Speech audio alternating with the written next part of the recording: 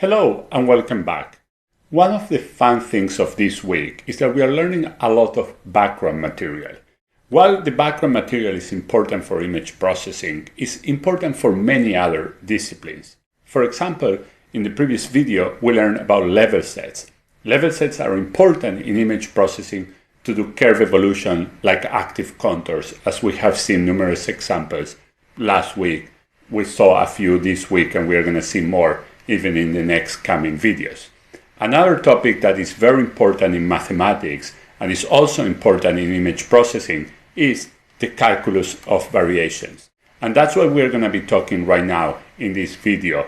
And then in the next video, we're going to see an example of that for image denoising and image enhancement. So what is calculus of variations? The idea is very simple because it's an extension of finding extrema of functions, but now we're going to be finding extrema of functionals. And what do I mean by that? We're going to have images like U and its derivatives. So this is going to be an image for us, and we're going to be looking at minimizing a function of the image. Maybe the image square, maybe the gradient of the image, maybe the Laplacian of the image. So we're going to be trying to find what's the image that minimizes that function, in the same way that we try to find what's the point that minimizes a given function. For example, if I draw this function, then you say, oh, this is the point that minimizes it. But here, U is by itself what we are looking for. So we are not looking for a coordinate, we're looking for a function that minimizes this. This is going to be very clear even in the next slide with an example, and we are going to make all the connection of the minimization of functionals with the minimization of functions. Now, we're going to discuss in a couple of minutes that a condition for U to be a minimizer of this is to hold this equation, which is called the Euler-Lagrange equation. And this is the type of partial differential equation that we are going to be solving in image processing. Let me illustrate a bit more about this and then how we come to this equation, which is completely parallel to the minimization of regular functions that we are away from regular studies in calculus. So let's just illustrate first of all, what do I mean by a functional? Let's assume that I'm giving 2 points and I'm asking you what's the curve connecting these 2 points that has the minimal length. So I'm asking you for the function of that curve. The minimizer is going to be a function, not a point. The length of any curve, absolutely any curve connecting these 2 points, is basically written here. The curve is parameterized as x, ux. We know about that. That's a particular case of a parametrization for basically any curve that goes and connects those points. And the length is, as we know, the derivative of the first coordinate square, so that's 1 square, derivative of the second coordinate square. So it's this function that we're going to try to optimize. We already know what's the function that minimizes the length between 2 points. It's a straight line. But let's see how we get that using calculus of variation. So I'm trying to find U connecting these 2 points. This is the condition for a function to be a minimizer of this functional. So it's an integral over a function of functions. And we haven't derived it yet, but we're going to discuss it in a few slides. But this is what happened. So f is square root of 1 plus ux squared. So if you just do the numbers and you take this and do the derivative according to u minus the derivative that is written here, you get this expression. So this expression is nothing else than applying this to f as written here.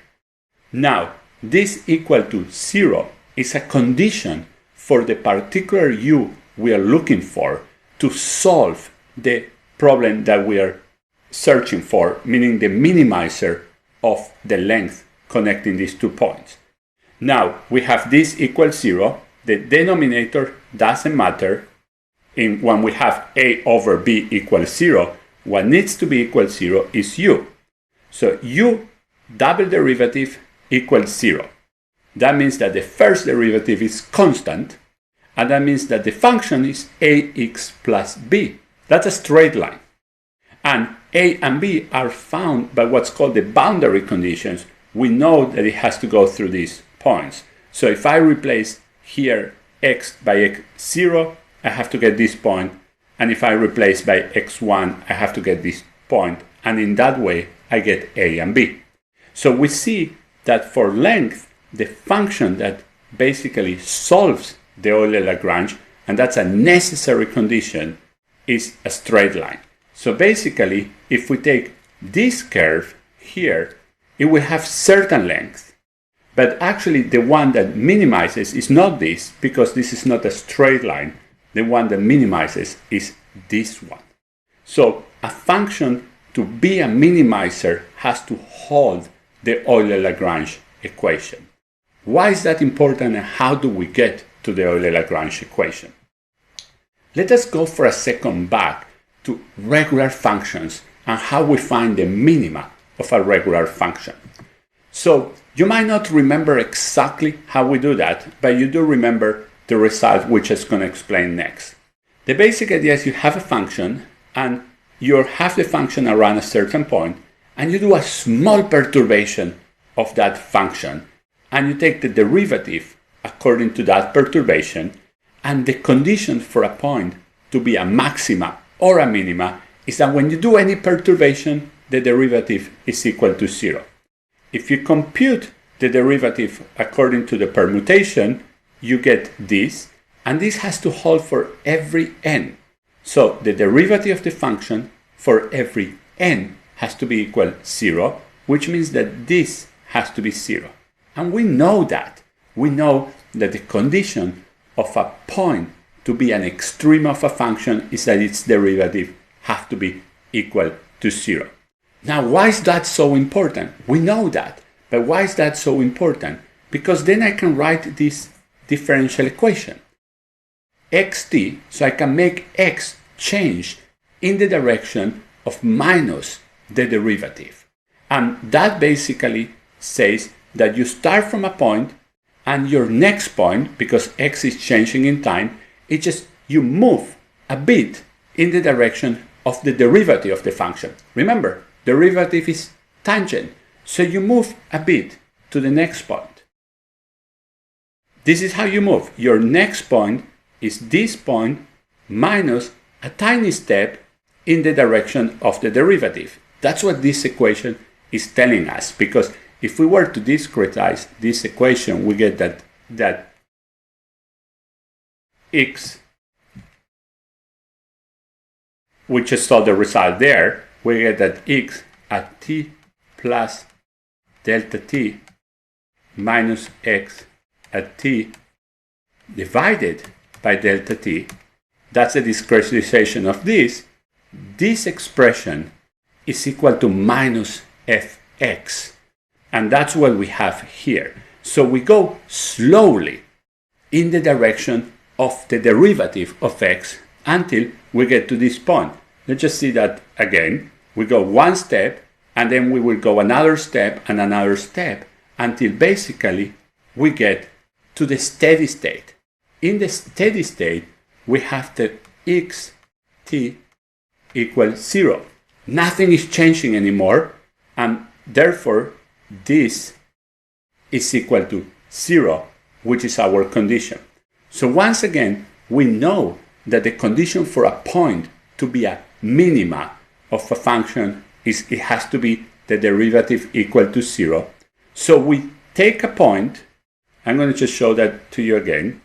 We take a point and we move it in the direction of the derivative, and then slowly we're moving it in the direction of the derivative, and we're moving it again until it doesn't move anymore.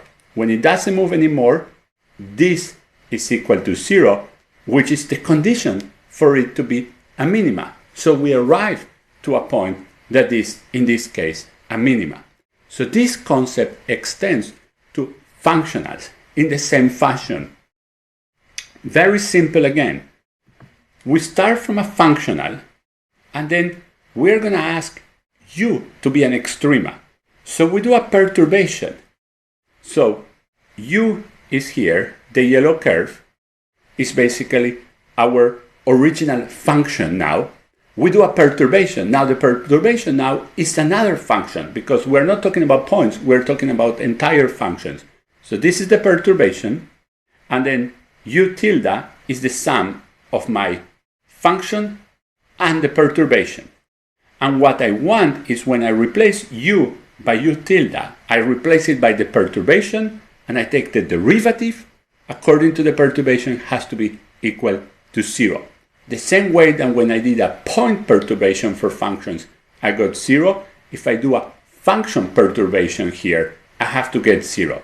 From this, after a few lines of just taking derivatives, we get the Euler-Lagrange equation. So that's how we get basically the Euler-Lagrange equation, doing the derivative according to the perturbations that we are using. Once you have basically the Euler-Lagrange equation, you can do the same that we did for functions. You can move your function in the direction of the Euler-Lagrange equation until steady state. When you get to steady state, you have solved your Euler-Lagrange equation. So let's just illustrate that here. Look what happened. I want to put that basically, I want to do that again. Okay? So you're going to basically move until you get to the steady state. When you get to steady state, basically we got 0. So let us recap what we just saw. In regular calculus, we basically are moving a point, not a curve. We're moving a point in the direction of minus the derivative. And basically we get the solution, which is the minima. In the case of the calculus of variations, we move the function in the direction of the Euler-Lagrange. Basically, again, the derivative for the perturbation. We do that all the way to steady state. Okay, let me just do that again. We do it all the way to steady state, and at the point of steady state, basically this became 0, and we have solved the Euler-Lagrange, which is the condition basically for getting an extrema, in this case a minima. We can change the signs and get a maxima. So we are gonna see in the next video how we can take U to be an image, do some interesting function of f, and get, for example, blurring the image or get image denoising. So once again, our unknown is the image that basically optimizes this function.